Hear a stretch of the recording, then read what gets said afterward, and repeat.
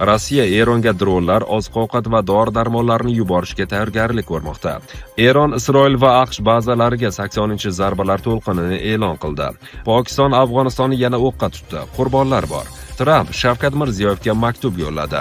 Lukashenko Kim Chen Inga har ehtimolga qarshi avtomat sovg'a qildi. Tramp Eron bilan sulh tuzilganini e'lon qilmoqchi.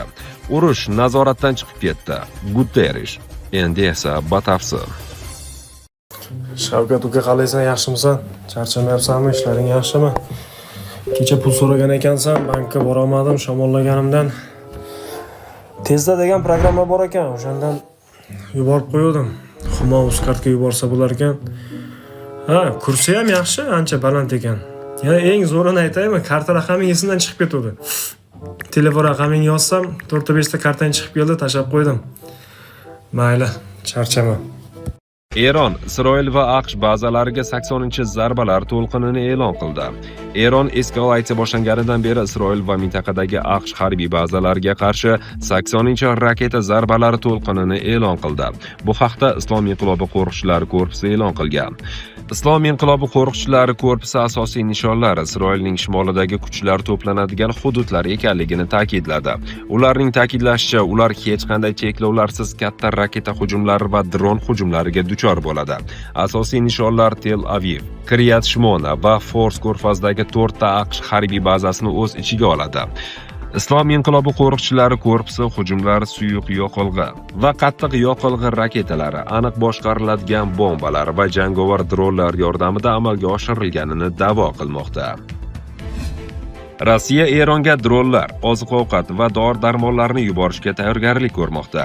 Rossiya Islom Respublikasini Qo'shma Shtatlar va Isroilga qarshi urushda qo'llab-quvvatlash uchun Eronga dronlar, dori-darmon va oziq-ovqat yuborishni boshlashga tayyorgarlik ko'rmoqda. Bu haqda Financial Times xabar qilgan.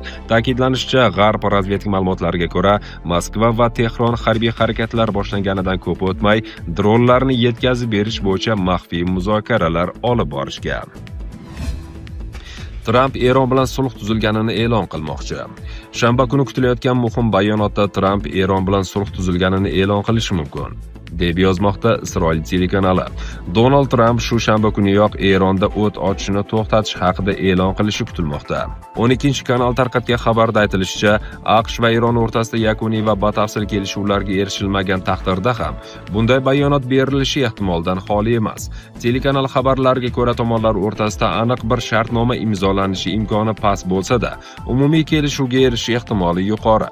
Shu sababli Isroil bunday ssenariyga tayyor turish kerakligi aytib o'tilgan. Pokiston Afg'onistonni yana o'qqa tutdi. Qurbonlar bor. 25-mart kuni Pokiston Afg'onistonning Kunor viloyatiga qilgan hujum oqibatida 2 kishi halok bo'ldi. Bu haqda Afghanistan International xabar qilgan.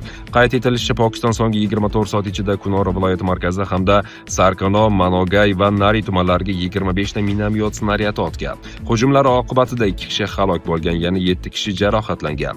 Afg'oniston axborot va madaniyat boshqarmasi vakillari jabrlanganlar tinch aholi ekanini, ular orasida ayollar va bolalar ham borligini ma'lum qilgan.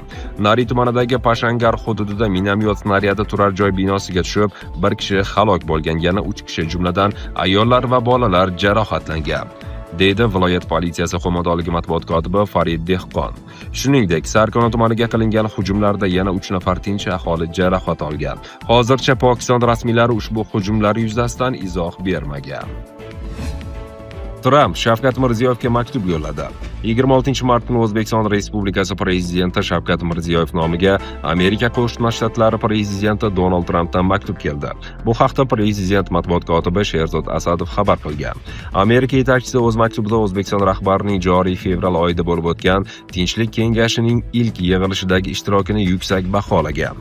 Prezident Shavkat Mirziyoyev O'zbekistonda ulkan natijalarga erishayotgani ta'kidlanib, mamlakatga tashrif bilan kelish taklifi uchun minnatdorchilik bildirgan. O'z navbatida prezident Donald Tramp O'zbekiston rahbarini Tinchlik kengashining navbatdagi yig'ilishiga, shuningdek Mayamida o'tadigan G20 sammitiga taklif etgan. Yaratgan sizni va O'zbekistonning buyuk xalqini yorlaqasin, deyiladi maktubda. Lukashenko Kimga har ehtimolga qarshi avtomat sovg'a qildi. 26-mart kuni Belarus rezidenti Aleksandr Lukashenko Shimoliy Koreyaga tashrifi doirasida mamlakat yetakchisi Kim Chen Inga o'z mamlakatida ishlab chiqarilgan avtomatni sovg'a qildi. Sovg'a almashish lavhalarini Belarusning Pulperova kanali e'lon qildi. Belarus fuqarosi Kim Chen Inga Kalashnikov avtomat bazasida ishlab chiqarilayotgan qurolni sovg'a qilgan. Mana biz o'qotar qurollar ishlab chiqarishni boshladik, deydi Lukashenko.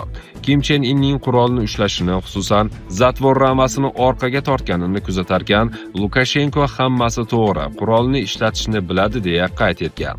Har ehtimolga qarshi, mabodo dushmanlar paydo bo'lib qolsa, deydi Lukashenko sovg'ani topshirish vaqtida. Shimoliy Koreya yetakchisi esa Lukashenkoga sovg'a sifatida an'anaviy qilich va Belarus rezidenti tasviri tushirilgan ko'zani topshirgan. E'lon qilingan videoda tarjimon Lukashenkoga ko'za chig'anoqlar bilan bezatilganini aytayotgani aks etgan. Bizda qurol uchun pul berish odat tusiga kirgan, dedi Lukashenko va Kim Chen Inga ichida tanga bo'lgan qutichani uzatgan. Urush nazoratdan chiqib ketdi. Guterres. Yaqin Sharqdagi urush nazoratdan chiqib ketgan. Bu haqda 25-mart kuni Birlashgan Millatlar Tashkiloti bosh kotibi Antonio Guterres BMTning Nyu-Yorkdagi qarorgohida jurnalistlar oldida bayonot berdi. U mintaqadagi va butun dunyodagi ko'plab vakillar bilan yaqin aloqada ekanligini ma'lum qilgan. Hozirda muloqot va tinchlikka qaratilgan bir qator tashabbuslar amalga oshirilmoqda. Ular muvaffaqiyat bilan yakunlanishi kerak.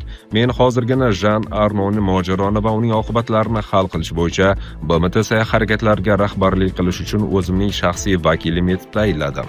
Mening Qo'shma Shtatlar va Isroilga yo'llagan murojaatim shundan iboratki, urushga chek qo'yish vaqti keldi. Mening Eronga murojaatim, qo'shnilaringizga hujum qilishni to'xtating, deydi Guterres. Antonio Guterres Hormuz bo'g'ozida kemalar qatnovi erkinligi tamoyiliga rioya qilishga chaqirgan.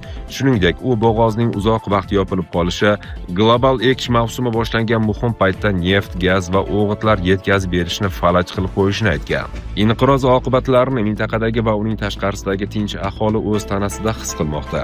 Men Livanga yaqinda qilgan tashrifim chog'ida ushbu oqibatlarning ba'zilarini o'z ko'zim bilan ko'rdim. U yerda ham urush to'xtashi kerak. Hizbulloh Isroilga zarba berishni to'xtatish lozim. Isroil esa Livanga qarshi harbiy operatsiyalarni va tinch aholi eng ko'p jabr ko'rayotgan zarbalarni to'xtatish kerak. Guterresning aytishicha, BMT urush oqibatlarini minimallashtirish uchun bor imkoniyatlarni ishga solmoqda. Biroq hozirda gumanitar operatsiyalarni o'tkazish qiyinlashgan. Bizga bu halokatdan chiqish yo'li kerak. Chiqish yo'li diplomatiyada. Chiqish yo'li xalqaro huquqqa to'liq rioya qilishda. Chiqish yo'li tinchlikda, deb ta'kidlagan Guterres.